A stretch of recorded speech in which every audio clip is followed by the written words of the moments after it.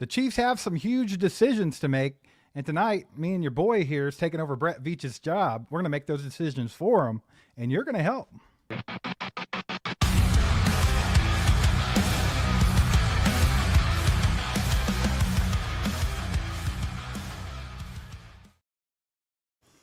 Let's go, everybody. Roll in here, baby. Hit that like button. Let's get a bunch of likes on here. Get some more people in here. We're going to have some fun tonight. We're going to look at this off season here, and we're going to act like we're all the GM, and we're going to make all the moves. We're going to do everything all the way up until the freaking draft. Why not? Let's do it. We'll do it together. It'll be fun. You guys get in the chat. Let us know how you're feeling about everything. That'll be awesome. Before we get started, though, just want to shout out DraftKings for sponsoring tonight's live stream. The next great touchdown is coming, and you can bet on it. All Chiefed Up has teamed up with DraftKings Sportsbook, and just because the regular season has ended doesn't mean the excitement ends. Love the thrill of live betting? DraftKings has got you covered. Bet live on star player props and in-progress games right as they happen. New customers can even turn $5 into $300 if your bet wins, paid in bonus bets. So sign up using our promo code ACU, and again, new customers who bet $5 can turn that into $300 if your bet wins, paid out in bonus bets. With DraftKings, the crown is yours.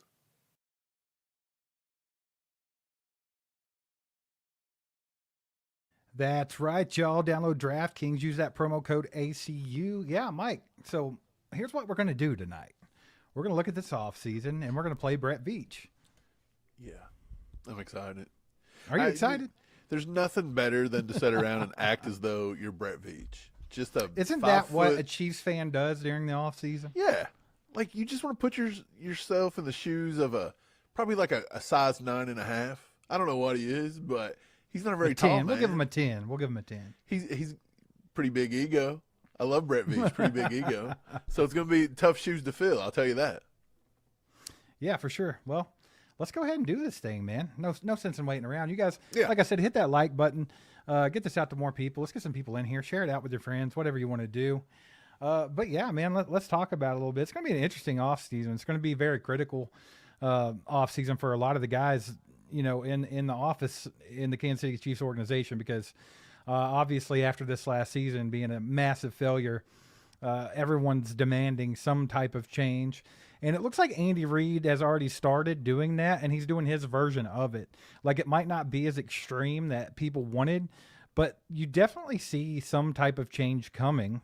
That's for sure. I think Andy's kind of setting different guys up around him. He's doing it strategically, and he's doing it with what's familiar, which we kind of figured. But he's made some good moves. He's made some meh moves, But I think everybody can definitely see that there's going to be some change. But let's just take a look at how this roster is looking right now and what we're going to do about it. Right. So let's start off first. We have to fix the biggest problem. The biggest problem right now is the Chiefs are setting $55.5 million over the cap going into 2026. So we have to fix that. And so we put together some things, and I'm sure a lot of people are saying kind of these same moves. We've been saying this for months and months and months. People's kind of jumped on board. This is how we're going to fix the cap hell situation. I'm going to restructure Patrick Mahomes like we always do, and I'm going to convert some of his signing bonus, all that jazz that he does every year, and I'm going to save $44 million on Pat. I'm also going to go to Chris Jones, and I'm going to be like, look, we're going to do something similar. That's just the way it is. I know he signed 2 years ago to a big contract, but you've got to be a team player at this point. I think you have to get something done with Chris Jones. Now, you don't if you don't want to go out and spend any money in free agency. But we want to try to fix some stuff this year. Like, we've got to start winning now with Patrick Mahomes. So I'm going to go do that with Chris Jones. We're also going to cut Jawan Taylor post 6-1, and we're going to save $20 million in cap. I'm going to cut Mike Dana, and I'm going to save $9 million. I'm going to cut Drew Tranquil. I'm going to save $6 million. And it might seem like not too much, but I'm also going to cut Wanye Morris, and I'm going to save $1.5 million. I think saving $1.5 million is a lot more valuable than having Wanye Morris on this roster. Am I right or wrong? 110%. Like, I don't know. I would probably save myself a bag of Flamin' Hot Cheetos before I would save Wanye Morris. Yeah, like, I'm sure he's a nice kid, but he's just not working out. And to be honest, even adding depth to the roster is not even that great. Like, when he's in, he's a liability. The Chiefs don't want to play him at guard. They want to play him more at tackle. He's just not cut out to do it. He's not done it, and he's not done it yet. So once we do all of that, we have essentially cut off we've added about 80 to 85 million, somewhere in that range. So now we're effectively about 35 to 40 million in the green. So we've got a little bit to spend in free agency. So before we get to free agency, though, let's look at our own roster and let's see who we want to sign back from our roster. So this is what I was able to come up with. First and foremost, we're going to think Travis Kelce comes back. We're going to sign him to a 1-year, $12 million deal, and we're going to give him about $10 million guaranteed. Now, I can get it up to $12 million guaranteed. You absolutely can get it up to $12 million. You're cutting it a little short. I went ahead and was trying to see if I could re-sign back McDuffie and see if I had to get rid of McDuffie or if I could re-sign him. I was able to knock his 2026 cap hit down from $14 million all the way down to $6.2 million. And I gave him a top 3 corner contract here. 5 years, $126 million with $74 million guaranteed. That puts McDuffie as a top 3 highest paid corner in the league, which honestly, he's probably worth that. Will he take this contract? I don't know. It's debatable. He could want to reset the market. He could want to do whatever, but this is what I would offer him. If he accepts it, this is what happens. So Kelce would be a $12 million cap hit in 2026. McDuffie would be 6.2. I also want to re-sign Leo Chenal. I think Chanel's one of the best linebackers that we have on the team, and I want him back for the next 3 to 4 years. I'm going to offer him 3 years, $20 million with $6 million guaranteed. We'll see if he'll take it. That's right about his market value. If his agent thinks he can get more, so be it. But he's not really played tons and tons of snaps here. And so his development isn't as far along as you'd think it should be. So I think you should be able to get this, especially if Leo wants to stay here with the Chiefs. He would then be a $2.5 million cap hit in 2026. I'm going to go ahead and take Winchester back for 1.17 if he wants to come back. If he don't, we'll find another, league minimum here for that. Matt Ariza, he's on an ERFA tender. I think we can just tender him for 1 year, $1.2 million. I think that's a very cheap price to pay a punter, and I think that Ariza does a decent job. He got a lot better this year with his feel. This one at the bottom is kind of hit or miss for me. I could take or leave Mike Caliendo. He is an RFA, so you'd have to give him a restricted free agent tender, which means if he gets offered, we got a chance to match it, or we'll get draft picks. I think at the end of the day, nobody will really offer Caliendo, but Andy Reid likes Caliendo. So to bring him back for depth at $1.2 million, which is basically vet minimum at this point, I think the Chiefs would probably do that, considering our offensive line depth is not too great anyway, and Caliendo has been here now for 2 years playing serviceable snaps. So do you agree with any of these, or do you disagree with any of these, Steve? I mean, I think you kind of hit the nail on the head here. I mean, a lot of people are probably going to argue with you about two things. Okay, they're for it. They're going to come at you and say that Chris Jones won't restructure. He wouldn't do it last year. But I think what they're failing to realize here is it's been a really tough, shitty year in between that, right? And I think Chris Jones can kind of look at two things here. First of all, was his performance, was his stats up to par with what he's supposed to be getting paid? Because that's a big fat no. And then we can go on to look at more, and maybe he realized, I need some help on this defensive line. Right. I've got to help free up some space so we can get some guys in here. So I think you can look at that through that lens. Now, could he say no and not do it? Absolutely. We never know. He could. We never know. That could happen. But I kind of tend to think that he would come more playing ball now than he would a year ago. Now, the other one that people are going to complain about is Trent McDuffie getting signed to a big deal. So there's two reasons why. Number one is going to be because we never pay corners, ever, right? Like, we just don't do it. He would be the first. Now, I've been on record saying if we do pay a corner, it's going to be Trent McDuffie. 110%, because that's somebody we invested first round draft pick in. We traded up for him, and he's been a top 3 corner in football. Yes. And that leads me to my next point. A lot of people don't think he is a top 3 corner, which I don't know why or where they come up with that theory. If you look at stats, you look at anything, Trent McDuffie, he's been a top 3 cover corner in football for the last few years. And I don't think it's a question. I mean, Trent McDuffie is a dog, dude.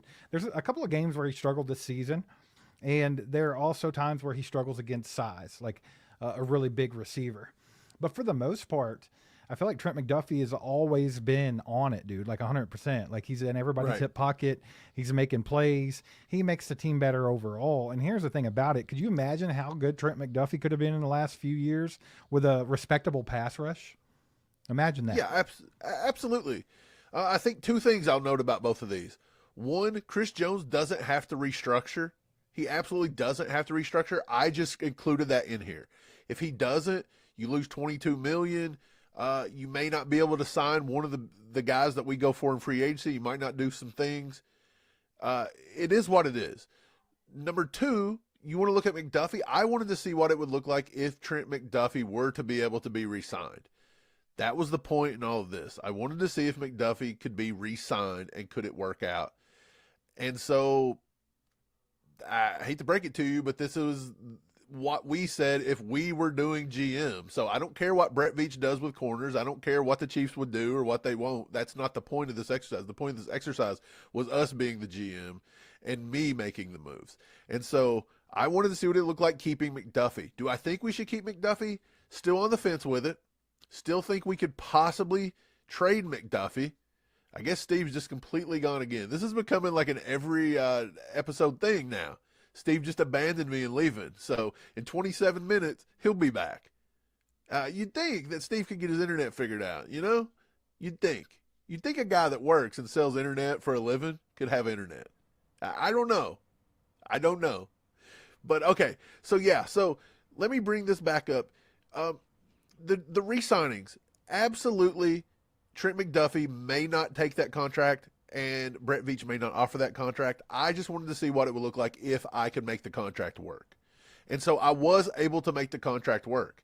That was the point of the exercise, was could I pay him top dollar? Could he stay on the Chiefs? And could we field a good roster? We're going to find out. But by me doing this, I actually saved $7 to $8 million on the cap this season that I was able to invest in some free agents. And I'll get to those in just a minute. We'll let Steve come back because, God forbid, Steve's gone. So we'll have to figure out where he went. No idea. But we'll have to figure out where Steve went. So until he gets back, let's go ahead and run through some chats or whatever. Hippie says Steve's catching some strays. Keep Drew Tranquil and Leo, says Charles.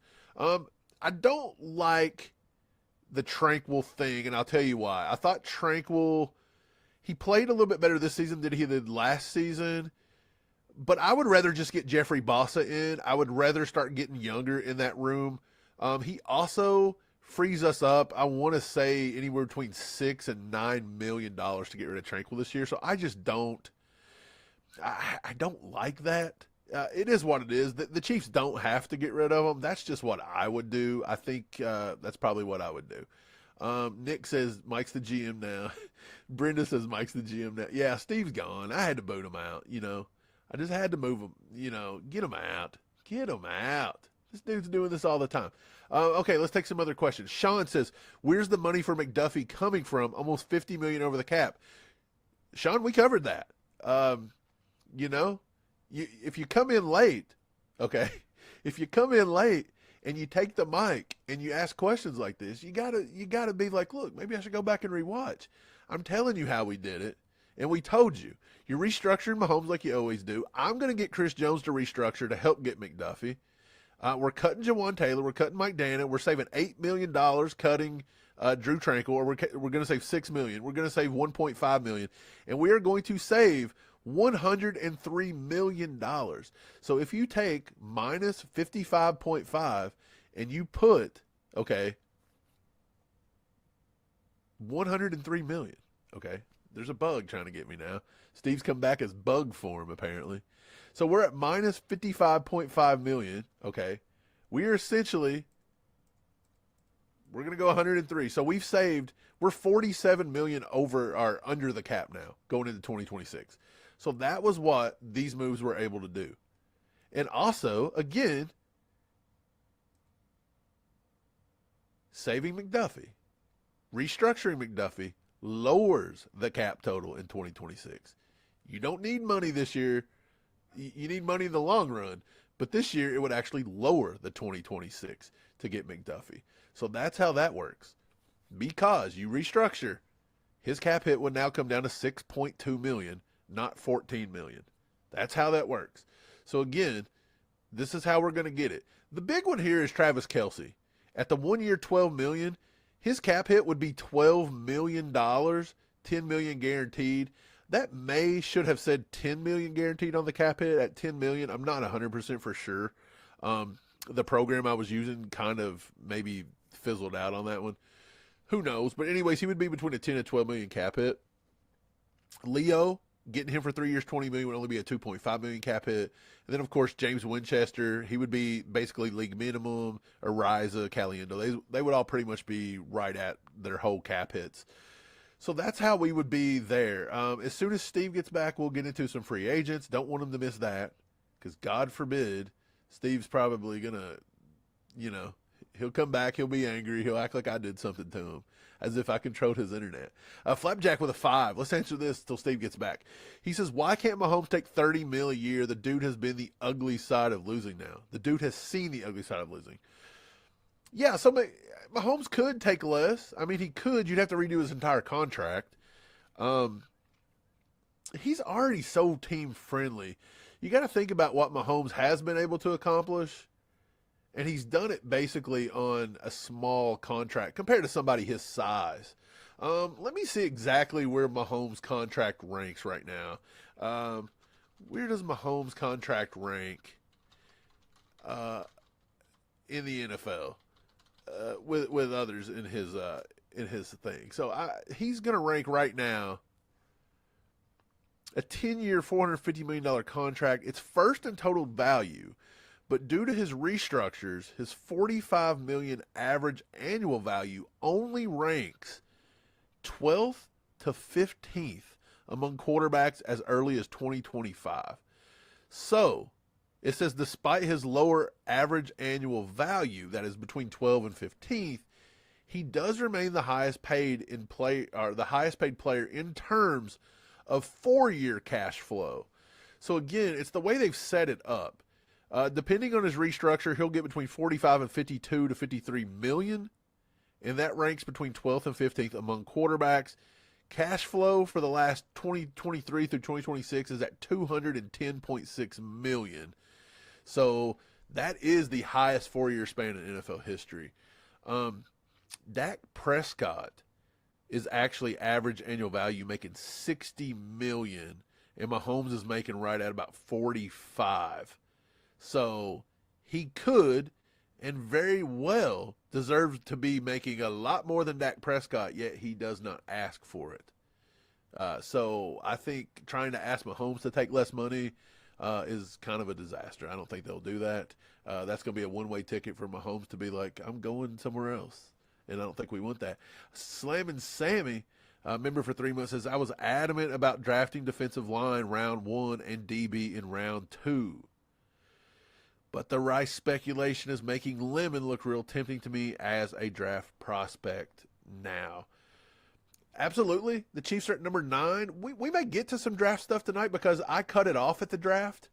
All of my off-season stuff, my GM, if you will, I cut it off at the draft. I wanted to see what the roster would look like going into the draft to see if I followed this blueprint, what would be the positions and the values of everything I would need to draft. So you say draft D-line in round 1 and a DB in round 2, so you're just going straight defense, but you're saying because of the Rice speculation, you might want to take a wide receiver, and you're leaning towards Mekhi Lemon out of USC. I just actually did my first top 50 today, top 50 rankings, and I am with you, Sammy. My top 50 rankings, let me bring them up for you.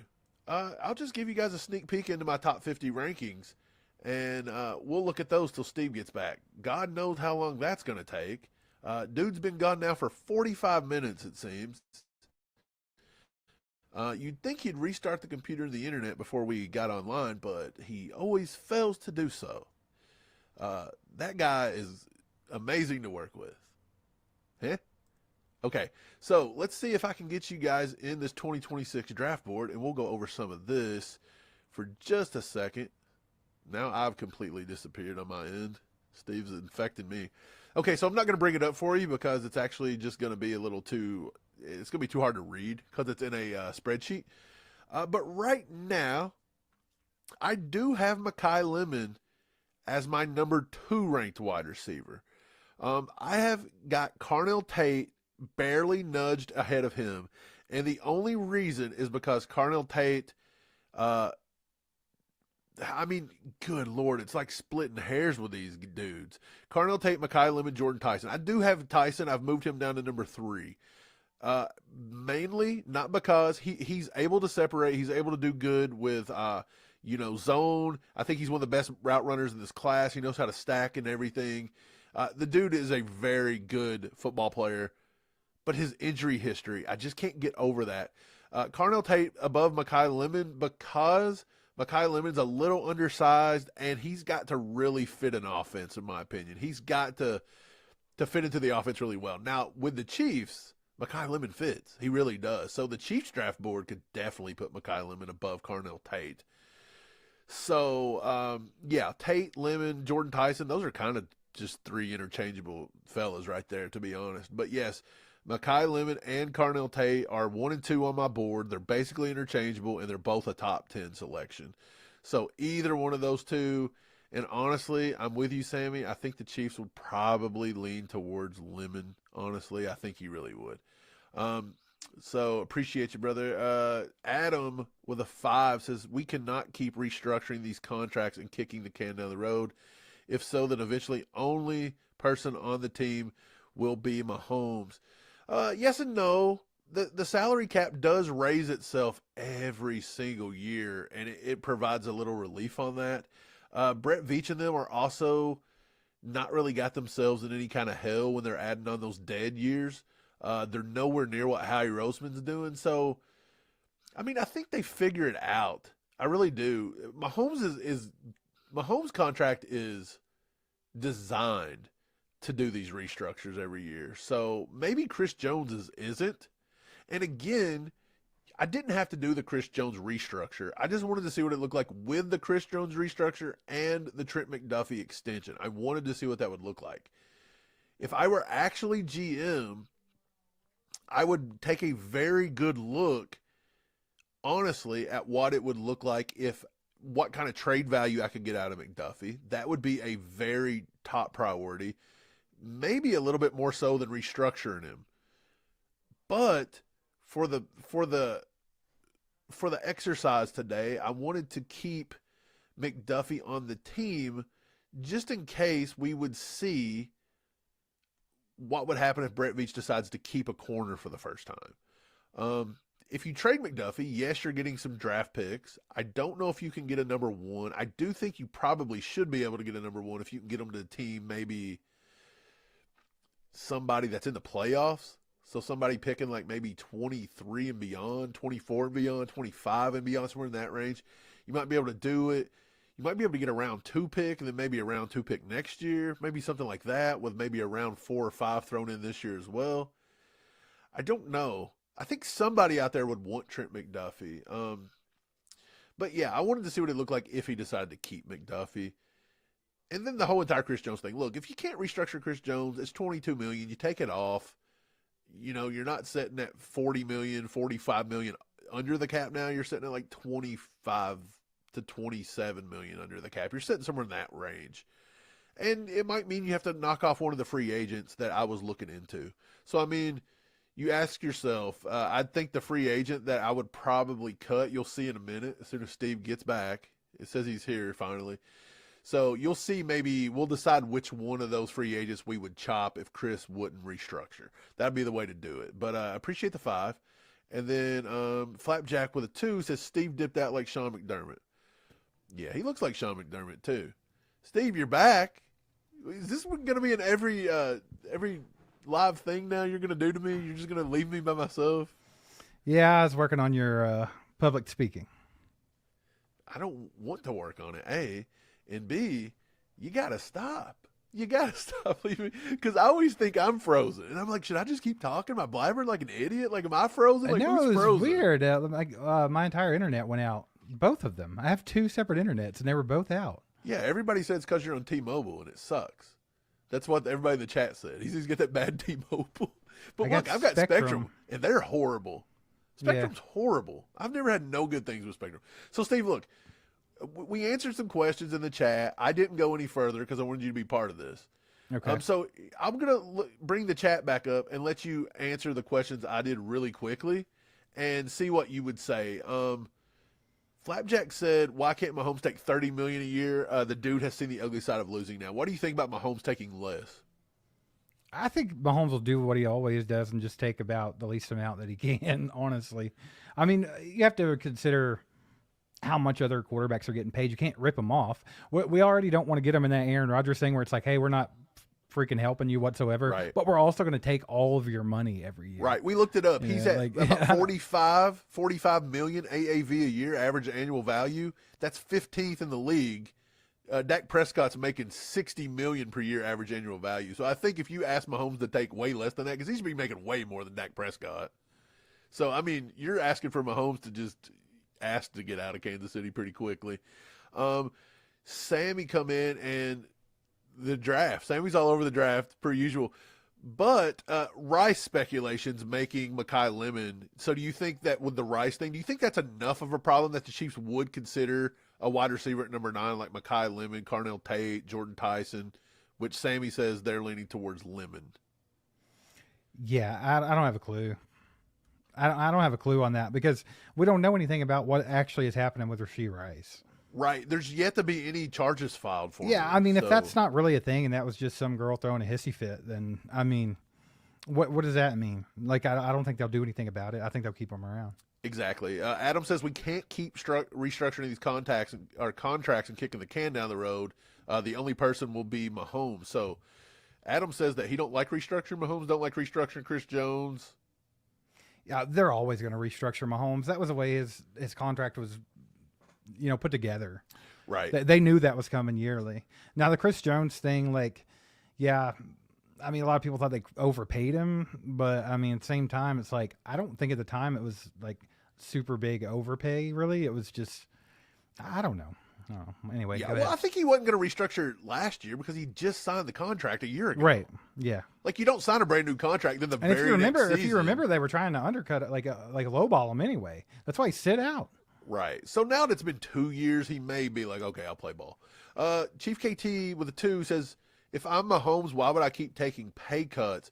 Well, we kind of discussed this. He is taking a pay cut, but they're just converting it they're converting it to cash. So basically he's getting guaranteed. He's actually been paid more than anybody in football over the last 4 years. He's made $211 million. That's more than anybody in football. So he's not necessarily taking pay cuts. He's just helping the salary cap. That's why that contract was known as the best contract ever created, basically.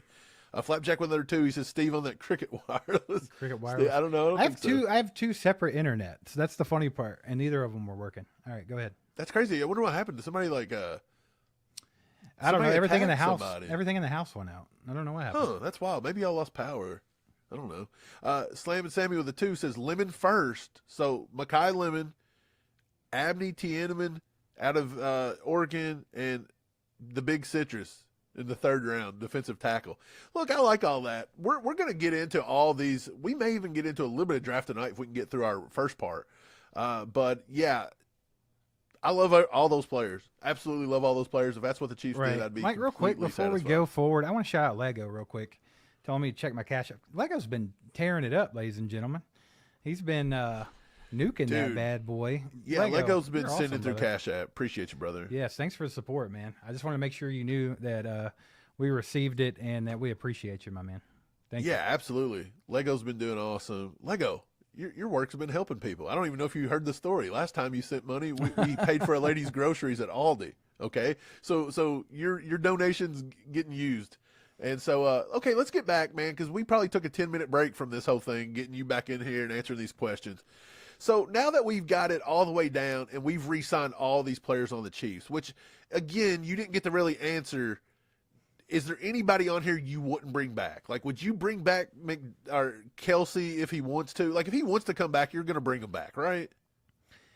Of course. Yeah, I think everything on here I'm good with. Because, I mean, the only 2 that I would even question a little bit, it's like Matt Ariza? Like, could you get like a younger punter for cheaper? Not really. 1.2 million. I mean, what No, are you that's gonna do league any better than minimum. that? Right. It's league minimum. Exactly. That's why I So- did it. So you can't really go wrong there. And then same with Caliendo as far as just being depth piece. Depth, yeah. Yeah. Because I'm again, good we're with not completely sold on like C.J. Hansen. So I mean, No, it's good to no. probably have Caliendo Or Norzad there. for that matter. I don't think either of those two have Absolutely. really And again, I impressed was me telling yet. the chat that this is our GM. And yes, if we were true GMs, we'd probably be looking into maybe trade McDuffie, gauging that trade value. But we wanted to look and see what it was like if Brett Veach were to actually pay the corner this time. So, yeah, you don't have to go with the McDuffie thing. So here we go. We finally get to the fun stuff. We've re-signed our players. We've got back under the cap. We're going into free agency, Steve. This is what I've decided to go with. John Franklin Myers, I'm going to put him on a 2-year deal worth about $18 million, $9 million per. This dude is 6'4", 288 pounds. He's been a beast with the Broncos. He's been a beast with the Jets. He's going to be a $6.5 million cap hit this year. He adds ultimate depth and starter ability, honestly. Okay, so I really like that. I think he can kick down into defensive tackle. He can play defensive end. He makes the pass rush so much better instantly. And you get him for pretty cheap. 2 years, $18 million. That was his value. So I really like that one. Then we go into Boye Mafe, defensive end. 3 years, $36 million with about $15 million guaranteed. He would only be about a $4 million cap hit in 2026. Boye Mafe, Steve, we already know that Brett Veach tried to trade for Boye Mafe. Boye Mafe is not, he sets the edge decently. He's not a 15-year, 15 sacks a year kind of guy, but he's got all the raw athleticism that Brett Veach really likes, and obviously he tried to trade for him. I think he's a very good situational pass rusher for the Chiefs, that if you put him on the line with, Omar Norman Lott or Franklin Myers and Chris Jones and George Karlaftis, if that's your front four coming at a quarterback, we instantly just upgraded this defensive line to one of the most fierce in the league. Absolutely. I would take Boye Mafe in a heartbeat, especially on that contract. And like you said, Brett Veach tried to trade for him. That was well known that he tried to trade for him right before the trade deadline. Any like upgrade at defensive end right now, or should I say any addition, Right. Boye Mafe or better is going to be much, much better than what we've been dealing with, right? And then Absolutely. you pair him up, like you said, with some of the young guys. Omar Norman Lott should hopefully get back pretty well from his injury and be able to start developing as an NFL player. We saw Ashton Gelati developing quite well last season. So, absolutely. I mean, if you still got Chris Jones and George Karlaftis and you add all that to it, dude, I really like that. And then kind of go along with that, if you want to bring that back up. I don't even know if you got to it yet, but you got Breece Hall on here too, baby. No, I haven't got the Breece Hall yet. The running back, 4 years for $50 million, $22 million guaranteed. He's the prize possession in the signing. Right. Well, this kind of goes right along with the Boye Mafe thing. We know it's well documented. Brett Veach wanted Breece Hall, and they wouldn't trade him away. But now he's a free agent. So does Brett Veach go out and try to get him while he can? Absolutely, he could do that. Right. And then all of a sudden, if they could pull this off here, all of a sudden that kind of frees your draft up too, to where you can start taking best player available early as you want, because we've been saying, like, hey, if I'm picking first, if we're keeping number 9 pick, I'm going after pass rush because that's what we need bad. But if you sign Boye Mafe, okay, cool, that frees you up a little bit. And then everybody else is like, ooh, Jeremiah Love. If he's there at number 9, let's take him. Which, I mean, that's really good value on Jeremiah Love. But, I mean, if you go get Breece Hall here, guess what? That draft pick, once again, is freed up. You can start looking at best player available in the draft. And that's what Brett Veach likes to do.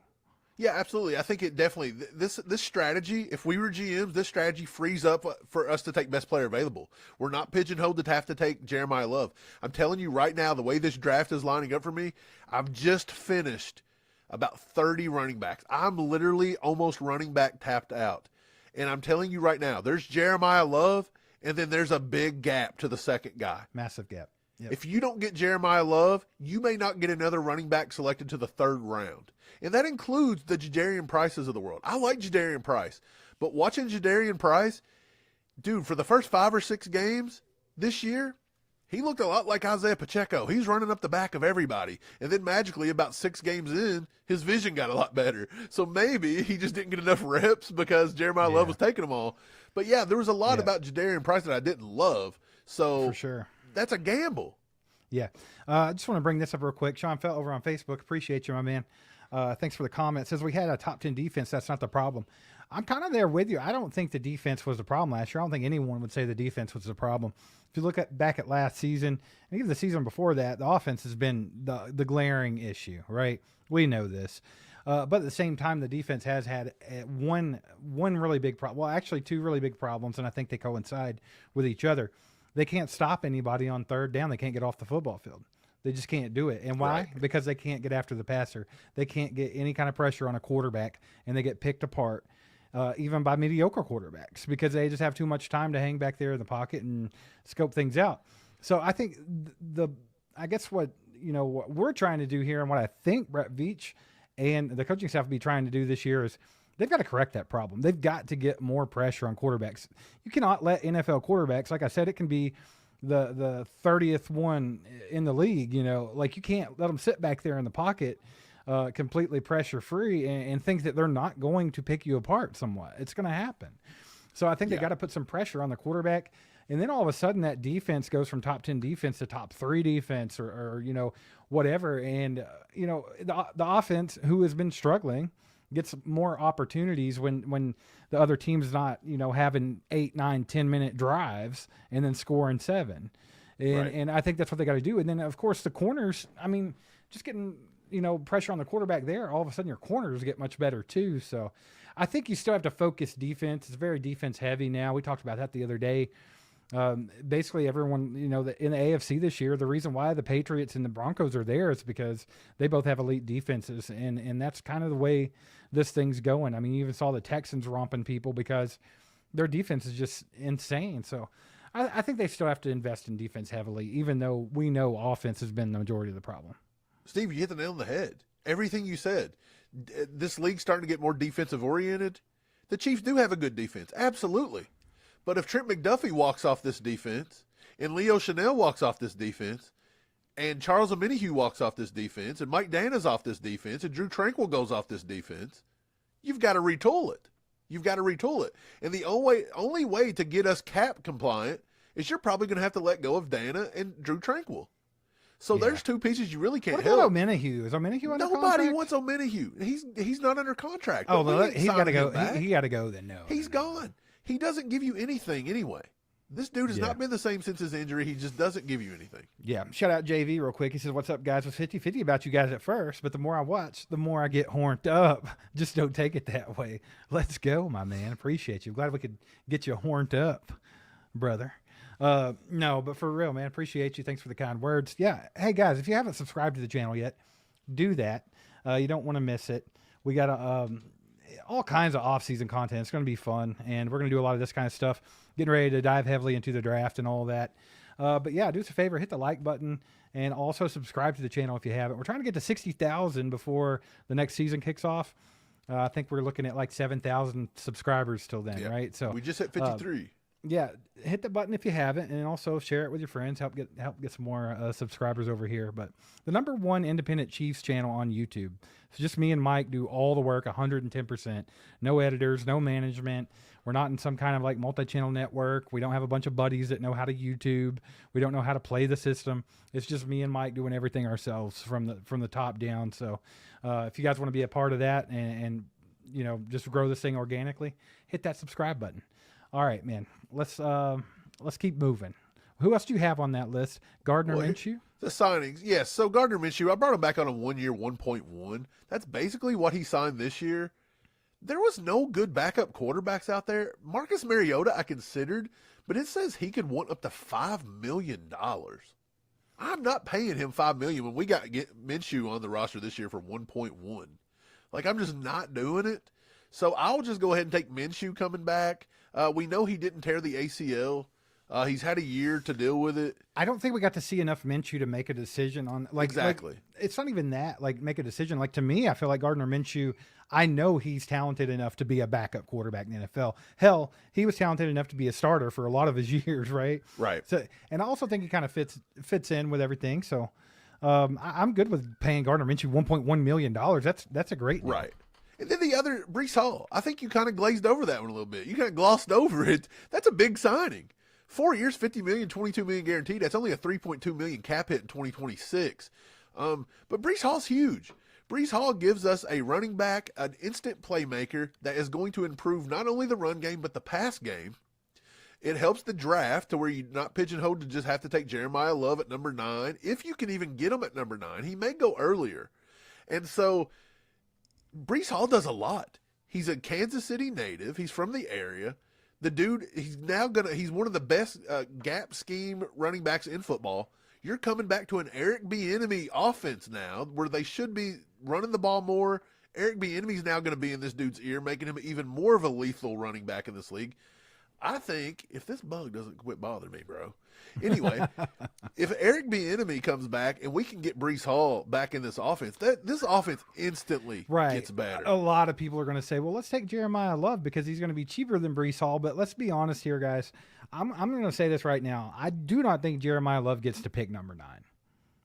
I just don't think it's going to happen. It would be if there's a team that needs a running back, like you said, there's a massive drop off there. So if I don't know if he gets to number 9 or not. I've seen him go as early as 3 in some mock drafts. Yes, Arizona's been rumored to take him at 3. You've also got the Saints that pick right before us. They've been rumored to take one. So we'll see. I think that Brees Hall, though, is a big get in the free agency market. Yeah. Later, Lego. A lot of people are asking. Yeah, appreciate you, brother. A lot of people are asking about Brandon Ayuk. He was on the cover today. It's all been rumored about the Chiefs might want to go get Brandon Ayuk. He's done in San Francisco. Is that how he says his name? I never could figure it out. I don't know. Who cares? Brandon Ayuk. That's what I call him. That's what we're calling him. This dude, again, said he wants between 12 and 14 million for a 1-year rehab, prove it deal, whatever it is. He's kind of a locker room cancer. He's kind of just whatever. Yeah. We went against it. We didn't like it. We went against it, Steve. Yeah, well, I think I've noticed in the chat, like, and I'm not trying to say you guys are flip-floppers or anything, but I do notice that the tone on this dude has changed tremendously in a year. Because it was like a year and a half, 2 years ago, something like that. Everybody was rock solid about getting this dude. Like, we have to have him. He's amazing. He's going to be the greatest thing ever, and he would make our offense so much better. And now all of a sudden his name gets mentioned, and everybody's like, "Ugh. Oh, no, he's terrible. Why would you do that?" And it's like, things have changed for sure. But I'm with you, Mike. I think, kind of how he dealt with the 49ers and how they kind of got the last laugh in that one. I think that hurt him. I think that hurt, him not being able to be on the field. He's had a lot of injuries too. And I just don't think he's worth what he thinks he's worth at this point. And it just is what it is. I don't think he's good enough to invest in for sure. But like, me and you were talking about the receivers and stuff, and I know I don't think you've got to that part yet, so I don't want to get too far into it. But like, Brett Veach has got to find some. If he's going to go get a receiver, I think it's time to stop 1 year and everybody to death. Like, we got to stop with the 1 year deals on these guys. And this is the perfect time to talk about that. We're talking about Ayuk. They want a 1 year deal on him. Yeah, look, we're tired of the 1 year prove it deals in Kansas City. It's been a massive failure. The 1 year prove it deal has been a failure. Like, you need to kick that one right out of KC. Honestly, yeah, I'm not a fan of that. Yeah. Let's look. We've looked up the 1 year prove it deals that Brett Veach has had. Going all the way back to 2018, we signed Kelvin Benjamin for a 1 year prove it deal. He sucked. DeMarcus Robinson got a 1 year deal back in 2021. Not very good. Juju in 2022. That one may have been the best one. We did win the Super Bowl that year. Juju contributed. Yeah. Okay, cool. Justin Watson, he got a 1 year prove it deal. They ended up giving him a long-term deal for 2 to 3 years. That was weird. But he was not great. Like, Justin Watson, he was serviceable, but he wasn't great. Richie James, 1 year prove it deal. Horrible. Hollywood Brown, 1 year prove it deal in 2024. He injures himself, barely plays. So they 1 year it again this year. By all accounts, he had a few games where he was serviceable, but I think if you look at his stats throughout the entire year, it was kind of a waste. They don't utilize him enough to pay him. No, and they upped his 1 year deal from 7 to 11. Yeah, that's and wild. he still was wasted. Juju back again this year on a 1 year veteran minimum. That was okay because he took the vet minimum and he was a locker room guy. But honestly, if you look at what Juju did, they really didn't use him a lot and he really didn't contribute much. No, and then Tyquan Thornton. Juju's doing that stuff that doesn't show up on the stat sheet, though. So right. And Tyquan Thornton, he was decent this year. You got him for 1.1, but the Chiefs didn't use him. So if you look down through all these 1 year prove it deals, Juju, maybe both times, might have been your best one besides Tyquan Thornton this year. They didn't even use Tyquan Thornton. So can we get the 1 year prove it deal out of Brett Veach's vocabulary? I'm over it. Just pay a receiver and go draft one. 100%. And I'm with you guys in the chat. I see y'all saying it. I'm right there with you. I think Tyquan Thornton actually was like a nice little stash on our practice squad, and being able to bring him up and him being good. I mean, you have to think, he's drafted in the second round by the Patriots? Right. And they never really got to use him much. He just didn't fit in well there. They had a ass quarterback with a bad offense. And what he contributed to the team early this season, and the connection I saw that him and Mahomes have, and also that Tyquan Thornton was being able to win these 50-50 balls, I thought that was just like a hell of a find for Brett Veach. Right. Like, dude, we got a guy. Like, we got a dog. And then, like you said, they didn't use him all year. Right. But I think they have to try to retain him. Well, because look, if you notice, I didn't retain him. And this is why. He's going to want more than we paid him last year. You're not getting him for $1.1 million again. You're not. I don't know what it would be, but it'd probably be closer to $3 to $5 million per year. Okay. I didn't do it because, number one, I don't even know if Chris Jones would restructure. So if Jones doesn't restructure, that's automatically $22 million right off of it. At the end of the day, is retaining Tyquan Thornton worth losing out on Boye Mafe or Brees Hall? Of course not. Of course not. But so I couldn't do it. I also would like to. I mean, what's his market value? You think it's going to be between at least $3 and $5 million per year? You think so? He was 1.1 this year. He definitely played himself higher. So let's just say, even at a conservative, he goes $2.5 million a year. You get him for 3 years, $8-9 million. Cool. But you're still going to be pushing it really close now to being able to sign everybody. That's true. But I would say this. If they decided to go that route and they want Tyquan Thornton, I think I want to see a 3-year deal or more. Oh, I'm down with it. Because that's the thing. I feel like with these 1-year deals, it's like guys don't really truly get invested into the team. Right. It's like they feel like it's like a little, pit stop on their journey, and like they don't know if they're going to be back the next year and everything. Like, I want somebody to have that security where it's like, hey, you're going to be here for 3 years. Let's do this thing. Because like, I didn't like MVS's deal, and I think they overpaid him. But at the same time, I will give MVS his props. Like, he became a part of the team. He was in there, and like, he wanted to do well. And like, I feel like that, like, even with MVS, I feel like that seemed more, legit to me than some of these other signings. Right. And he wasn't great. So I feel like another reason I didn't re-sign Tyquan Thornton again, because I didn't know if the Chris Jones thing could actually work with that $22 million. Oh, so people are adamant that he will not restructure. Okay, cool. So he don't restructure. So that means if Chris Jones don't restructure, you're probably going to lose out on trying to get a Boye Mafe. Yeah. Or Brees Hall, whichever one. Just chop one of those right off the list if Chris Jones probably don't restructure. Because you're not going to be able to probably get both. The only other option would be trade him away, and I don't see that happening. And then if you trade him away, then you're in another big mess, because you got to figure out your defensive line, because he is your defensive line. So look, don't get mad. This was me playing GM. If you want to play GM, go do it yourself on your own time. You go LARP on your own time, okay? This is me. This is your fantasy. But look, this is my thing. If Chris Jones don't take it, like I said, it's just $22 million that you're losing out on. And like, it's just going to cause you to lose out on Boye Mafe. It's going to cause you to lose out on a John Franklin Myers. Whatever it is, it's going to cause Chris Jones to lose out on getting some help. Or it's going to just, you know what I mean? You're not getting you're not getting your Thorntons or any of these guys back. You're losing out on a chance to grab some of these guys. And another reason I didn't put Thornton is this, because sitting at number 9, we've already talked about it. It's very possible you're not getting Jeremiah Love, and you've got one guy. It's very possible you might not get a pass rusher that's going to fit with Spags. Sammy's talking about it right now with David Bailey. He does not fit Spags' mold. As much as people want to bend over backwards to try to get David Bailey, and look, I would like it too, but the odds of David Bailey fitting into this system and Spags wanting to take him is probably just not very good. Well, real quick, I just want to shout out Sammy with the 2. I think we missed it. That's why I brought it up. But she's saying Chanel would be better or just as good as David Bailey at edge. And I think that's something that Leo can do, right? Yeah, but we've not, like 100%, and they just won't. doing They won't it. do that, right? But Because we don't do that. We don't stand up. and here's another thing I'll say rush. on David Bailey real quick. David Bailey is going to be a first-round draft pick. I think that Nick Bonito was a more surefire pick than David Bailey. And Nick Bonito went in what, the third round? And we still didn't take him.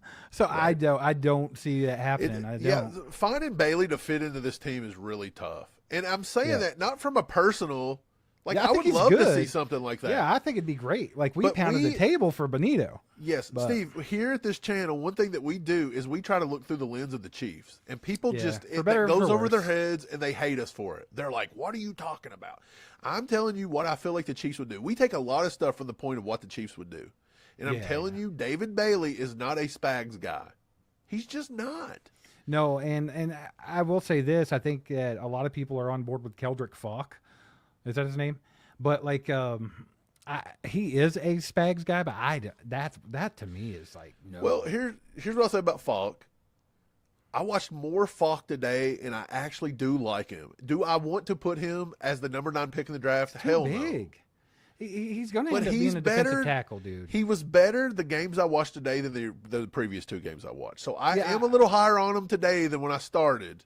Yeah, and I'll do the same. I'm going to keep digging too. So I'll watch more of his tape and we'll see. But I'm not sold on him yet. I like Akeem Mesidor. I see y'all real in the chat, but just old. Going to be 25. He's going to be 25, going on 26 already. Yeah, man. He's older than Boye Mafe. There's a lot of that going on though because of the COVID year. So, like, you're seeing a lot of that this season. And hopefully, like you said, Mike, maybe some of that will be alleviated in the next couple of years where we don't have 25, 26-year-old guys coming out in the draft. So, maybe this is the last year for that, hopefully. Yeah. So, okay, here's where we're at. We fixed the cap. We've re-signed some players. We've signed some players in free agency. The only one that's not being re-signed is Tyquan Thornton. And, again, I could have signed him. Squeeze that in. You might be able to squeeze that in. I could maybe squeeze that in, but I took it off of, we didn't use them much anyway. Okay, when the crunch time happened, Andy Reid didn't have the guy on the field. Yeah. So that doesn't let me. That doesn't lend me a lot of help in wanting to re-sign. And then number 2, sitting at pick number 9, the strength of pick number 9 is a lot of wide receivers. That was another reason I kind of looked, because if you have to take a wide receiver, why are we signing more? Our boy Fred with the 5 says, you're crazy, and I get it. We have to have Thornton. He's our only consistent deep threat. Dude, he really was. He was our only consistent deep threat, and Andy wouldn't even use him this year. It was like, I'll tell you this. We were using him up until Rashee Rice came back, and I can't for the life of me figure out why Rashee Rice coming back got Tyquan Thornton less snaps. Because they don't do anything the same. It was so strange to me. I'm not really sure what's up with that. But, yeah, if we could squeeze it in and we could keep Tyquan Thornton, I'm 100% for it. I think that's absolutely something you could do. But also, like you said, Mike, there are a lot of receivers in this draft. Like right now, I feel like it's more receiver heavy in the first round than a lot of things, to be quite honest about it. So, I don't know, man. I would like to see Thornton back, but I just don't know. If they can get it done, they get him for a decent price, I think they should. I'm checking something right now because I feel like there's a misconception here.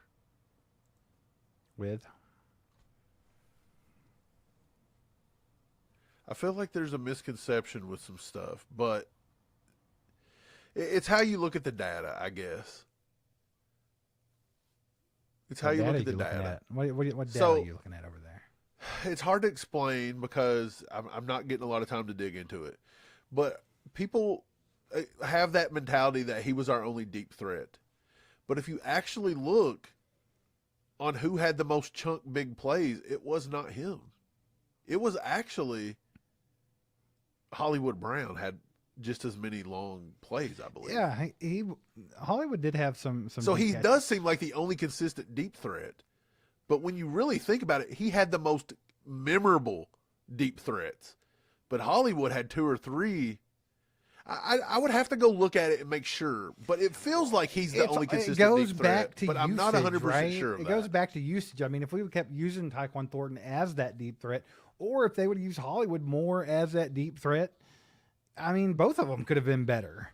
You know what I'm saying? It's just like they weren't getting the opportunities. So It's Right. really So- hard to judge that. So Rashee Rice led the team with catches of 20-plus yards, Which was all Yak. which is 9. Yeah, he had 9. Xavier Worthy tied him. He had 9 as well. Hollywood Brown had 7. So let me see where Tyquan Thornton ranks above all this. These are supposed to be air yards. Yeah. Well, while you're looking into that, Sean says Reed needs to adjust. Let's talk about that. Everybody knows Andy's got to adjust. And I actually think, like I said earlier, I think Andy is adjusting some. It's not going to be like the big dramatic show that everybody wants to see. But I do think Andy is preparing this team to change somewhat, just by the hires that they've made, bringing EB back, and the Chad O'Shea signing for the wide receiver coach. Like, I feel like those are 2 big moves. And I think if you look at those, I think it indicates that he's getting ready to change that offense. And he's definitely getting ready to shift something. Will it be as crazy as we think? Probably not. But I think Andy's definitely got the message loud and clear, like something's got to change here. And I think he's definitely kind of putting us in that position. Now, it'll be interesting to see what they do with the free agents, because if they do go out and get a Breece Hall or something of that nature, then all of a sudden you're like, oh, yeah, absolutely, Andy's getting ready to change some stuff up. So, I mean, that'll be we'll learn more about that as the offseason goes on, though. Right. But, yeah, Mike, do you find anything? Yeah, so he actually had 3. He had 7 catches over 20 yards in the air. So, yeah, technically, if you want to look at just the average, Tyquan Thornton was there. His average air yard per reception on those 7 catches was 52 yards. Now, I don't know how that could be an average. I feel like that stat's wrong by Fox. So, dude, I swear, I don't know. Like I said, this is something you probably got to dig in really deep on. This is coming from Fantasy Pros Advanced Stats. It says that while Rice and Worthy tied in the number of catches of 20 or more air yards, Thornton had the most air yards and the highest average in air yards per reception. And it's saying 52.3. I mean, I don't think 52. I don't remember him catching 7 balls at 52.3, and that's an average, which means you'd have some over. That does seem a little high. That seems wild. Yeah, but whatever. I mean, we all know. Yeah, it's something I'll have to dig in on. But yeah, I mean, we know he was the consistent deep threat. But the problem was, why wasn't the Chiefs continually using him? Right. Sammy with the 5 bomb says Falk is a great against the run, but Peter Woods is a better pass rusher than him, and he is a defensive tackle. Peter Woods actually gets compared to Chris Jones. That's my thing, Sammy. I feel like Falk's like a couple cheeseburgers away from getting slid into the inside and being a defensive tackle. And if that's the case, I think that Peter Woods is better. So that's kind of how I feel about Falk. But I do need to watch some more of his tape and get some context there. Now, maybe it could go the other way. Maybe Falk could get in there and shed some weight. You know, you never know. But Falk can do all the things Spags likes. He can kick down to the middle. He can kick out. Yeah. Peter Woods also can. He can kick out to the outside as well. Yeah. I think either one of them would be good. I have, obviously, Peter Woods is rated higher on my board. So, just for fun, are we done? Have we already decided who we're keeping and who we're Yeah, well, the signing only and all thing that we stuff? didn't do was bring up the actual draft chart. So this would be it. Mahomes, Minshew. This is going into the draft. Breece Hall, Kareem Hunt, Rashard Smith. Rashee Rice, Xavier Worthy, Jalen Royals. That would be the 3, but I feel like they're missing one. I think Tyquan Thornton's supposed to be on this list if we re-sign him. If not, it is what it is. Yeah. Travis Kelce, Gray, Wiley, Brenningstool. One of them, Brenningstool's probably back down. Somebody's going to win that this time. You're not going to have 4. Simmons, Sumatea, Humphrey, Smith, Moore, Karlaftis, Mafe, Boye Mafe, We Ashton did sign, Gelati. like Mike on the original one. Like you did sign Tyquan Thornton back. Right. So I think they just left him off the list. So I guess Tyquan Thornton was originally supposed to be on this list. So don't let our heads off. For some reason, everything that put this together just kind of forgot that one. So it is what it is. It's tough being GM for a day. You don't have a staff like Brett Beach. Yeah. Chris Jones, Pickens, and Omar Norman Lott would be there. Again, Franklin Myers can kick down into that. Bolton, Chanel, Bossa, Cooper, McDonald. McDuffie re-signed back. Fulton, Noah Williams, Kevin Knowles. Hicks, Connor, Roland Wallace, and then, of course, Butker, Ariza, Winchester if he wants to come back. That's where you're rolling right now on the depth chart. The practice squad would be this, effectively, right now. Oladokin, Shenderick Powell, Trey Watson, Matt Waletzko, Jimmy Holiday, Andrew Armstrong, Ethan Downs, Tyreek Smith, Marcus Harris, Cam Arnold, Brandon George, and Kelvin Smith.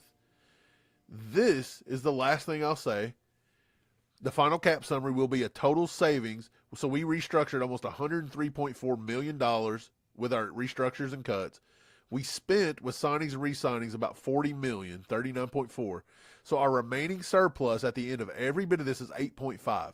So with that 8.5, you absolutely could sign back Tyquan Thornton for like 2 years, and you could pay. You could do your draft class, because here's what I'll say about the draft class: the effective cap cost with the draft says with a total hit for these picks will be about $11 million total. The effective cost of your team is lower. Why? Because it will knock off some older guys.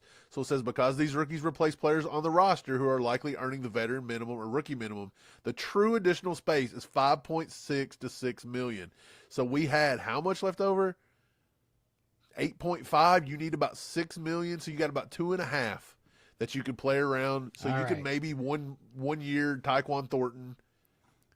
And you're still going to have to find more cap just in case that you need some signings. So I have a proposition for you. Here's what we're going to do, ladies and gentlemen. And Sammy, it's your time to shine. I think what we should do, Mike, real quick, with the last 15 minutes of this live stream, 20 minutes, whatever. I think what we should do is, this is our roster going into the draft. And now, that's our depth chart. Okay. If you could pull up a little PFF mock draft action. If you mock draft based off our roster. Let's do the first 2 rounds. Let's just do the first 2 rounds based off of the roster that we have put together. Let's go draft for the Chiefs in round 1 and round 2. If you guys want to do that and help us with that, let us know in the chat. But yeah, it's going to be cool. And then while we're getting all that pulled up and everything, just want to take a quick second to thank everybody for being here. We appreciate you. Hit the like button if you haven't. It just takes a second, and that helps us out. If you haven't subscribed to the channel yet, hit that subscribe button. If you would like to become a member of the channel, you can hit that join button at the top, or go to join.allchiefed.com. You can be a member of the channel for just $4.99 a month. Super cheap. Hit that, get the subscription. That way it just automatically comes out. You'll never miss it. I promise. Not in today's economy. At $5, you're not going to miss it. But yeah, you guys are freaking awesome. Also want to shout out Zarda real quick for sponsoring tonight's live stream. All right, y'all got to check out our favorite Kansas City barbecue spot, the legendary Zarda Barbecue. They have 2 locations, one in Lenexa, one in Blue Springs. Get over there and get yourself an $11 lunch. We highly recommend Ashton Gelati sandwich, the KC takeaway. Get that bad boy with a side of baked beans and chef's kiss. It doesn't get any better than that. And if you're feeling something a little different, you can grab their new wings. Those things are freaking amazing. And did I mention their sauce game is top tier? So get over to Zarda Barbecue, because they're legend. Wait for it. Dairy. And let them know All Chiefed Up sent you their way.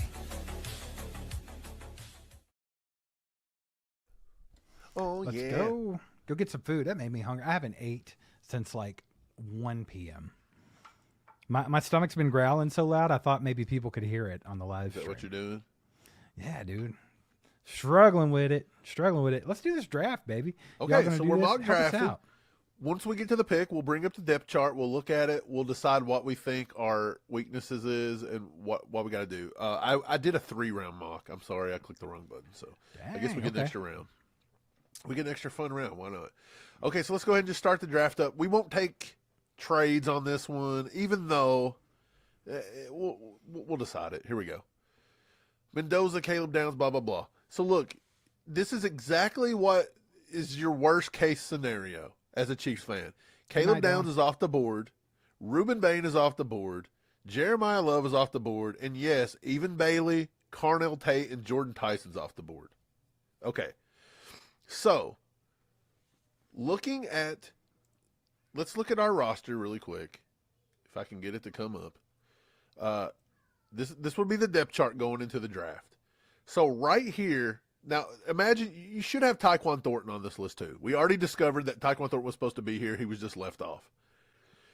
So you have Worthy, Rashee Rice, Jalen Royals, Tyquan Thornton.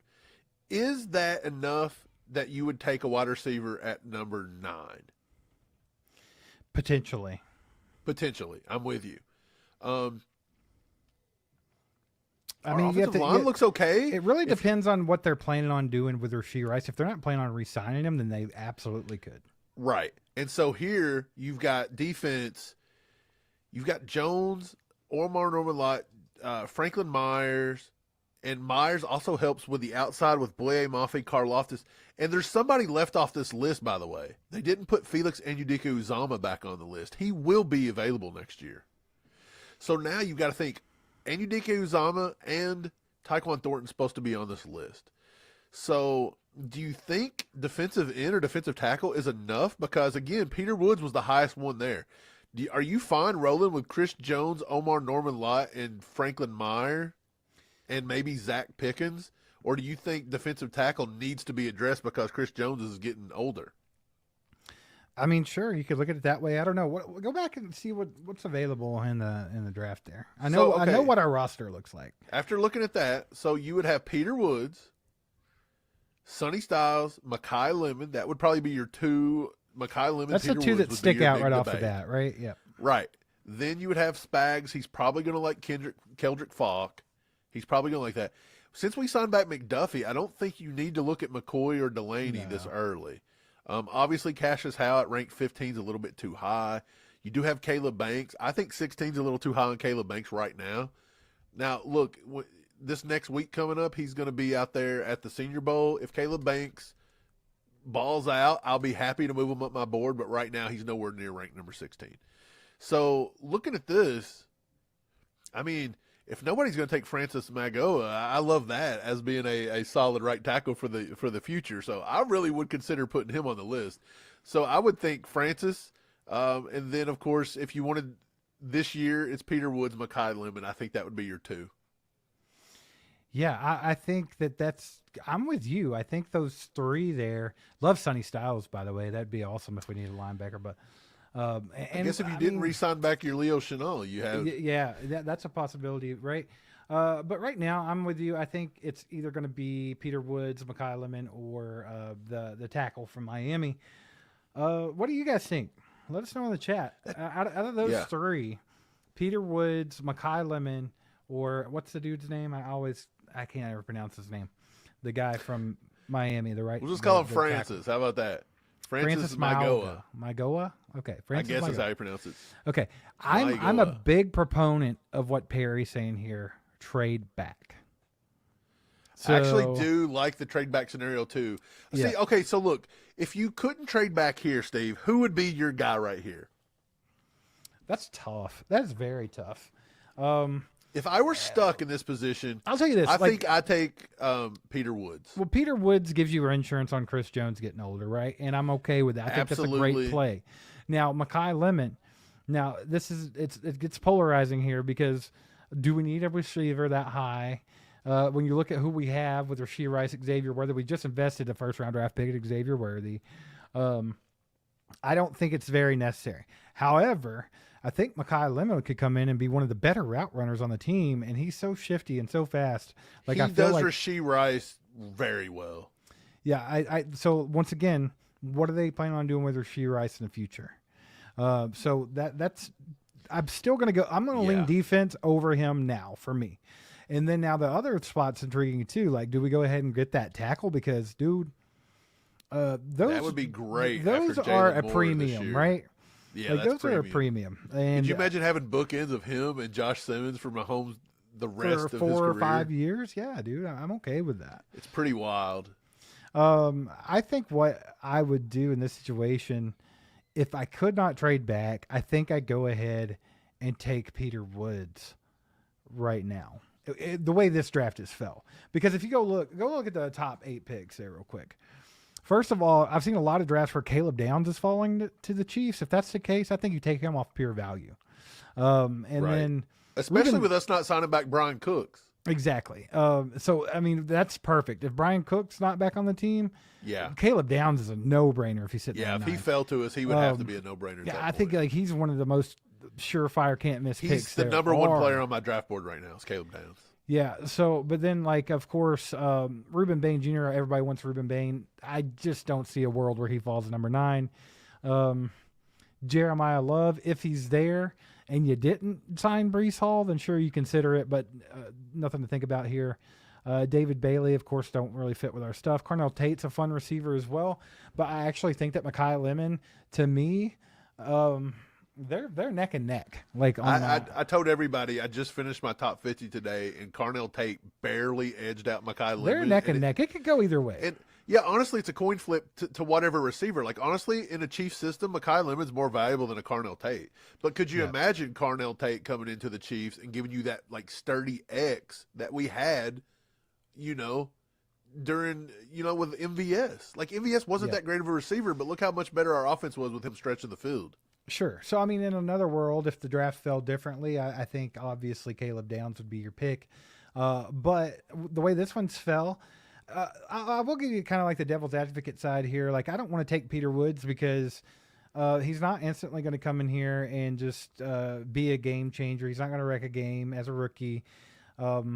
Also, we got Chris Jones in a much later draft pick than Peter Woods. So why are we invested in a number 1 pick? And we just invested a round 2 pick in Omar Norman Lott last season, who plays the same position. So there's definitely some arguments to be had there. But I mean, honestly, if you wanted to use those arguments against that and take the tackle, I would not be mad about that either. So pick who you think, Mike. I'm good with either Woods or however he says his name, Francis. Right. On my draft board right now, I have Peter Woods ranked number 7, and I honestly could put him at number 6. If this was a Chiefs-only draft board, he would be higher than number 7 because he would absolutely be above David Bailey, who I have at number 6. Right. So, and he would absolutely be higher than Fernando Mendoza because we don't even need Fernando Mendoza. Yeah. So if this were my Chiefs draft board, he would be ranked number 5. Yeah, Delta's adamant he would take the tackle. But I think that's a good way of thinking, too. I'm not opposed to that because I like the tackle pick. He would be he's number 10 on my board. Mekhi Lemon's number 9. So right now, Peter Woods is 7, Mekhi Lemon's 9, and Francis Maigoa is number 10. I like all 3 of those picks, but I think, honestly, I would try to trade down. Yeah, I would too. So look, let's for see. For the sake of what we're doing here, though, I wouldn't necessarily trade back. Yeah, I won't do it. I'll just see who all was offering. 11, 12, 13, 14, 15. I'll say, so they're saying anybody would trade down with this. I don't think that's true. However, if you need a tackle and the Francis is that far down, you could see maybe the Rams coming up. Yeah. The Rams are also linked to Mekhi Lemon. So you could see some of those dudes. You might see Dallas trying to jump up over the Bengals to try to maybe get their guy, which has been rumored, Sonny Styles. And Sonny Styles could absolutely go. He could be close to getting top 10 to top 12. I think that you're getting a little bit too far down with maybe, the Bucks or any of these guys being able to come up. I don't think they want to give up that much. So, look, we either trade down or we don't. I'm fine with it. If you want to trade down, I would say the furthest I would go would be the Rams. Yeah. So it's whatever you want to do. If you want to trade down with the Rams, we'll trade down. If you want to draft, we'll draft. Trade down. Let's trade down. I said let's not do it, but let's do it because I think, like, honestly, if this is the way it actually was and we were the GM, I would trade down. Me and you would be looking to trade down. Absolutely. Yeah. So 13 and 9, we've got to get something out of this. I think you at least got to try to get maybe 61. Can you get that going? If not 61, 93 for sure. 61 looked like it was good, actually. That looked like they'd go 61. Would the Rams give up 61 to come up 4 spots? Possibly. I think if it's a premium pick, you have to get it for them. I would be fine taking 93 and something next year if you could get a round 3 next year. Yeah, let's do it. Because next year, dude, is going to be a way better draft. So let's do that. Let's take number 93. It's 61. Yeah, okay, let's take 61. Let's just take 61 and we take that round 3 off. Yeah, let's do that. I did. Because we want more draft capital this season for sure. Right. Let's just do it. Okay, so they took it. So let's see what happens here. They took Peter Woods. Peter Woods. Okay. So that's where they're at. But Mekhi Lemon does go Sonny Styles, and still on the board, it's Francis. Keldrick Falk and Francis is still on the board. That is wild. So take Francis here, bruh. I think that's what you got to do. He does not help this year. So does that matter? Yeah, I think with the way that somewhat. we drafted, though, or the way that we encountered free agency, Keldrick Falk is not needed the way No. we handled Do you free start agency. looking at tight end? Do you start looking at Sadiq? Do you think that's too? I was rich? thinking that. Sadiq here, I would not be opposed to, honestly. They do have him ranked number 24. Look, and I haven't got to watch a ton of corner Sadiq tape. on my big board is 14. I haven't got to watch a ton of corner tape, and I know we don't necessarily have to have a corner, but that Avion Terrell is a dog. You like Avion Terrell, huh? Yeah, bro. That's AJ Terrell's brother, and he looks like he could be as good or better. Yeah. So Terrell. I have Terrell ranked lower, though, on my board than Keith Abney. yeah, dig into that some more. Look at that tape, bro. I will. I love good. Keith Abney. You need to dig into Keith Abney. Okay. Okay. Let's just draft what we go here. with? Take the tackle. Everybody says take the tackle. Let's take the tackle. Let's protect Patrick Mahomes. That's We're going to protect Patrick Mahomes just in case somebody's injured. Now, remember, we do a have good value pick too. we do have Esapole on this roster. That's fine. Let's go. Let's take Okay. Francis. Let's take Francis. Let's just do it. That's what the people wanted. We're going to protect him. I like it. Look, it's different. You're not going to see this a lot. Okay, it's fun. Let's have a look. So what we gonna do let's here? see. Round 2. There's been a lot happen. I'm not going to go through all this stuff, but there are a couple names on here that I am sad to see go. I'm with you, Joe. This isn't the greatest draft, and I feel like every time the Chiefs get a really high draft pick, like the draft itself is weird. Absolutely. This is a It's very annoying. good draft. Next year is a monster draft compared to this one. And guess what? The Chiefs are going to be right back in the 25s to 30s. Oh, we're going to be 32. You know what I'm saying? So it is what it is. Okay. We're on the clock. Anthony Hill, linebacker. We don't really need it. AJ Halsey, without having Brian Cook, is a possibility. Chris Johnson here is a possibility, but we re-signed McDuffie, so I think it's not really needed. You've got a couple more tackles. Jake Galday, who was on Bruce Feldman's freak list, but we just don't need the linebacker. You're back in the ballpark of edge, but I think I've seen the guy I like, and I think that's Dylan Tiedemann. Yeah. For him to play the safety position, middle of the field, and us to be able to replace Brian Cook is huge right here, in my opinion. That's probably where I would lean at this point. I do love Emmanuel McNeil Warren, too. Either one of those two are just flat out nasty work. They are both I good, think man. I would get, from what I've seen, I'd take Tiedemann. Okay, let's take Tiedemann because he's a little more. Sammy agrees. Yeah, Tiedemann. I like Tiedemann. Let me see what my draft board had. I got Tiedemann at. Just today, I put these up. I actually have McNeil Warren ranked at 34, and I have Tiedemann ranked at 32. So Tiedemann is the pick here. Let's take him. This is a wild draft. Who would have ever thought coming into this draft you'd have tackle safety? This would dehorn the hell out of the fan base. But you've got to look at how he's built already this to here. signed Brees Hall. Yes. And Boye Mafe. This is why I wanted to do the exercise of the whole thing, because a lot of people will be like, oh, I did a mock draft. But it's like, well, did you take into consideration any free agency, any re-signings, anything else? Right. And this is a rebuild from day one. So look, D'Angelo Pond's off the board. Love that kid. So look, here you go. If you want to invest in a younger guy, you do have Jadarian Price. Yeah. He's here. You would have Price after Kareem Hunt, goes off into the sunset maybe next year. You would have a backfield of Brees Hall, Jadarian Price. And Josh Joseph's edge being there available. Right. Do we really need an edge after everything we've done? Love the big citrus here. But we did invest heavily on the defensive line in free agency. Yeah. Big time. We've invested on defensive line. I Well, think here you Elijah may want to start Surratt looking here. at maybe wide receiver. We haven't filled the possible Rashee Rice problem. Surratt. You haven't filled the possible problem here. Let's We'll go go look at the receiver. wide receivers.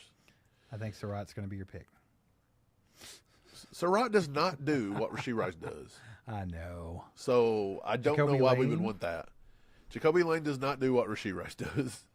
C.J. Daniels does not do what Rashee Rice does. Chris Brazzell does not do what Rashee Rice does. Who cares what Rashee Rice does? Because you got to have somebody in your offense that can replicate what the Chiefs want to do, and that is Yak. Yeah, but you're also looking at. So your only option is that Jalen Royals comes on and becomes the Yak monster. You also have to understand we just got Chad O'Shea, who has a different philosophy of how these receivers should be working. So we could see a bit of a shift in how these guys play. So do you have to have somebody that can do exactly what Rashee Rice does? I mean, if you look at who we saw out on the roster there, could Jalen Royals fill that role? Possibly. It'd have been nice if we could have found that out this year. I know, right? So, I mean, I don't know. Would have been excellent to be able to find that out. I think he could. So in my way of thinking, it's like if they're going to move on from Rice, I mean, I think Royals could do that job. But I mean, we're going to be looking at a little bit different way of thinking this year when it comes to receivers, I think. Absolutely. I mean, I guess we don't really need the running backs. I love a Jonah Coleman right here. I don't know if he actually – I mean, I'm sure he might last a pick 61 because of his injury. He had a little bit of a down year last year. Love Jonah Coleman, though. Mm-hmm. Of course, Jadarian Price is still on the board. Honestly, when they're both healthy and they're both there, I mean, they're pretty close. Emmett Johnson, really like him. I like Zach Branch. Zach Branch's body type is not going to help you with the Rashee Rice stuff. Jeez, I don't know. Boy, this is a weird little draft. It's a weird draft. What do you guys the way think? It's fell. Go back up to the top. Go to the best players available, and let's let everybody in the chat kind of. Well, we're looking through because again, these are odd rankings, so you got to kind of look and kind of gauge. So, what position do you think the Chiefs would need here? I think we have to look at wide receiver here, with the way our roster is built right now through free agency. I think you have to look at wide receiver. So if you've got Tyquan Thornton back, he's your deep threat. You've got Xavier Worthy. He's basically going to be your gadget guy. Could be a slot dude, but we don't really use him in the slot all that much. You have Rashee Rice presumably back for one more year. Not long term, so I think you do have to look here. I don't know, man. These guys are just getting way too far down. So these guys are just not going in the third round. A couple people said they want to look at linebacker. Robert Miller says Rodriguez from Texas Tech. We also have Sammy in the chat saying, what about cornerback? And then we've had two Surratts in the chat. One from Perry, one from Scott Crosser, which I like him too. I like him a lot too. Like I feel like he could be kind of that guy that gets overlooked and could be pretty productive. Brenda and someone else said something about tight end. So, what you thinking? I think you just okay. Look, so coming back through all that, our linebacker room, we did drop Drew Tranquil, but we drafted Bossa last year. Spags likes him, and we just re-signed Leo. So it's to me, it's early to go for linebacker here. Is it wide receiver? I don't love Surratt as a fit to the Chiefs. Now, look, he could be. I don't know. Pops thinks that he reminds him a lot of. Who's Pops say Surratt reminded him of? I forgot. I don't know. I feel like he could be. I have this weird thing where he might be like the Puka Nacua of this draft. Where I'm not saying he plays like him at all, but like he could be that guy that no one's expecting to be as good as he can be. Let's look at tight end for Brenda. Just see. I think Max Clare would probably be the highest one. Yes. I'm not big on the tight ends in this draft. I'll say that. I feel like it's kind of like running back. It's like, you know, you have Jeremiah Love, massive gap. I feel like you got Sadiq, massive gap. I feel like Joe Royer should be ranked higher than 117. Aquan Wright should possibly be ranked higher than 155. John Michael Gillenborg is a Chiefs fan. He grew up loving the Chiefs. Like, he's obsessed. He said he models his game after Kelsey. Problem is, he's just not Kelsey. Yeah. I know who you're talking about. I've seen him. Sammy says third round cornerback is such a Chiefs move. And then Flapjack says he's going to let everybody in on a little secret. We're trading back twice in the first round. Dude, I would almost have thought about it there, to be honest. I don't. That does not seem out of the realm of possibility. Cornerback's fine. Corner's fine, but you got to think about it.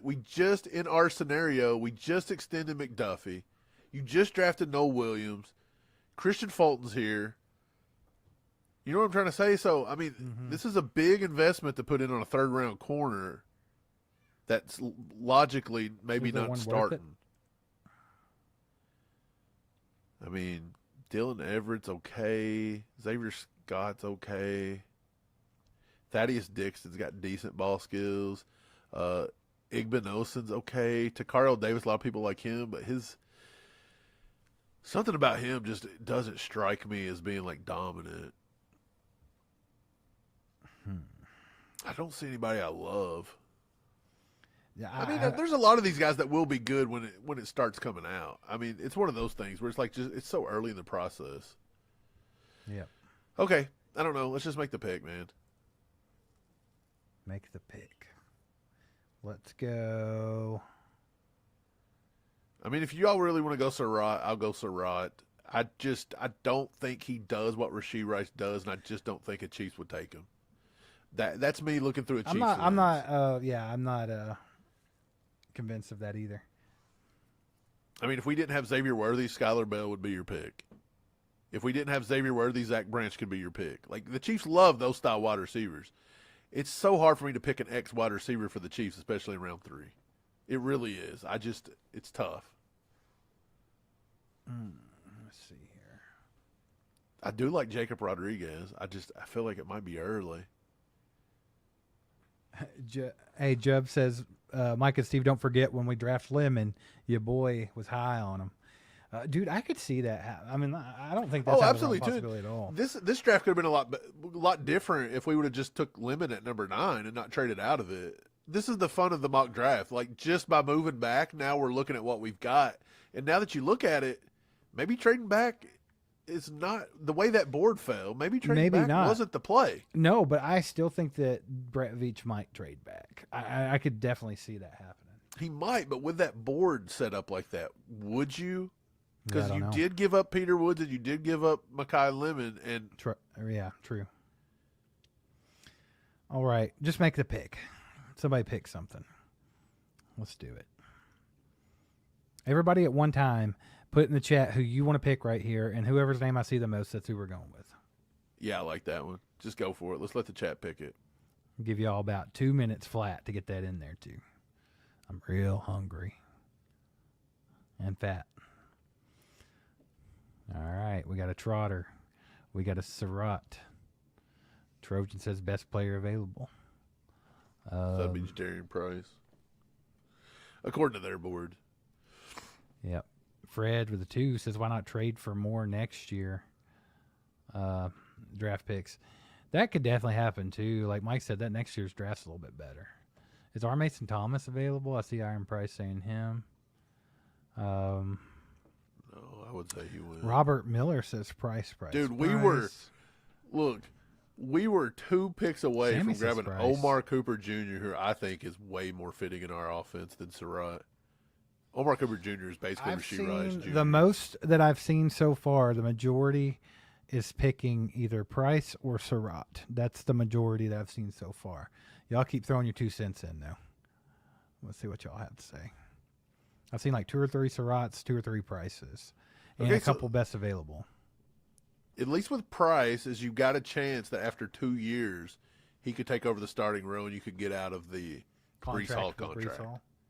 If you need to. At least you have, yeah. At least you do have him on the back burner, and you've got Brashard Smith. So this year you would have Breece Hall, Jadarian Price, Kareem Hunt on a 1 year, and Brashard Smith. That'd be your running back room. That's a big-time upgrade from what we've ever had. I think Price is the pick. Everybody's saying Price, and a lot of people wanted best player available, which is Price.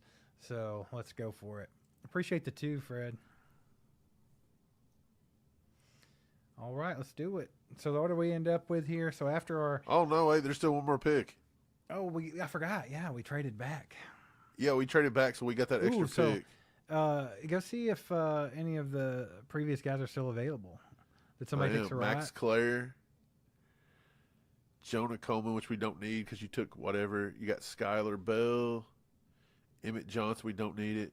Dude, I'd be so hard-pressed to not take Zach Branch right here. There ain't no way he's lasting this long. Well, actually, 74. He could.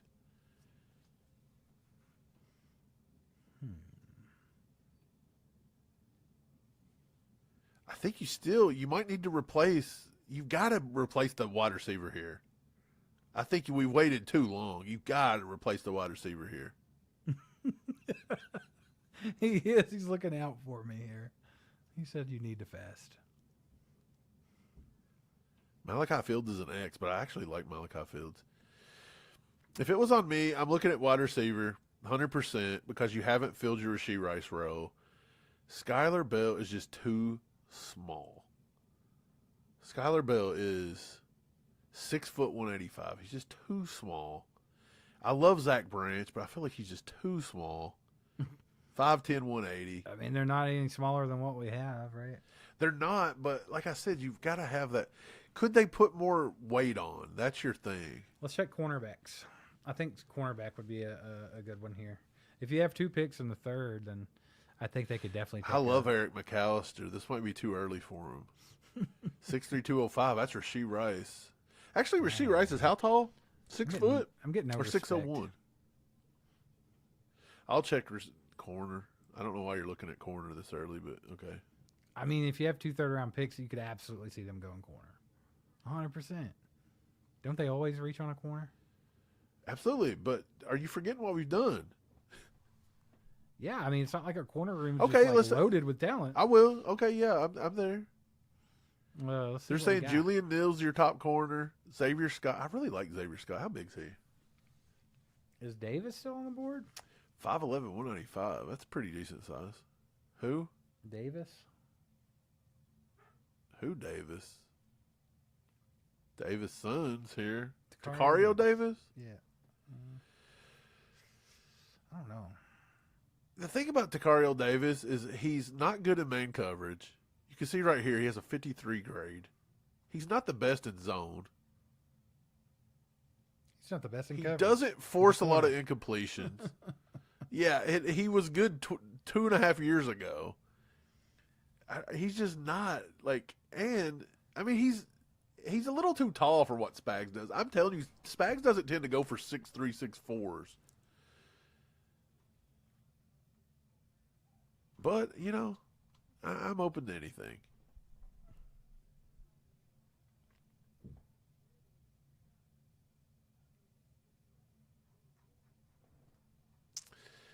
If it's me, I'm taking Zach Branch here off just pure athleticism, Zach Branch. or I'm taking Xavier Scott. Zach Branch. Let's just take Zach Branch. Let's just take Zach Branch and call it a day. Let's do just see what happens. He's a little undersized, but look, I don't know. I think we've learned a lesson here. I think that if you want your yak receiver that can replace him, you've got to pick him up in the first 2 rounds, and you've got to pick him up. I mean, honestly, you got to pick him up in the first 2 rounds. Yeah. And, I mean, unless there's somebody that comes available late in the process. But right now, I'm not finding tons. Brando with the 2 says Mike GM pick. There you go, baby. He said, I like Zach Branch. I really do. He's one of my favorite wide receivers in the draft. I think he's got a lot of, but he just doesn't catch the ball late. Oh, they're telling us that we shouldn't have drafted Tiedemann. We should have drafted Pregnon. We should have drafted a guard to replace our 2 starting guards. Congratulations. This is why you can't listen to PFF when it comes to grading, because they give that pick a D+, which is crazy. But look, Francis Magoa, I'm fine with that. They give the Jerry Price an A-, which they don't know what we did that we prior. had Brees Hall, yeah. But they still rated Zach Branch a B. I'll take that. I mean, yeah, not it bad. is what it not is. bad. It'll be fun to do more of these later with different scenarios. You know, Absolutely, because I think that picking up the scenario that we did, which was to do the entire offseason, now would be fun to do, like, if you don't re-sign back, you know, if you can't get a deal for, you know, Trent McDuffie or something, it'd be fun to see him. But 100%. Guys, appreciate y'all being here tonight. Do us a favor, hit that like button on the way out if you haven't already. That would be awesome. Subscribe to the channel if you haven't. And we'll be back with more content for you. We'll have a video out probably Saturday. We're doing Saturday video or Friday video? I don't know. Saturday, probably. Okay. All right. Well, we'll see you next time. Go Chiefs. Get wild.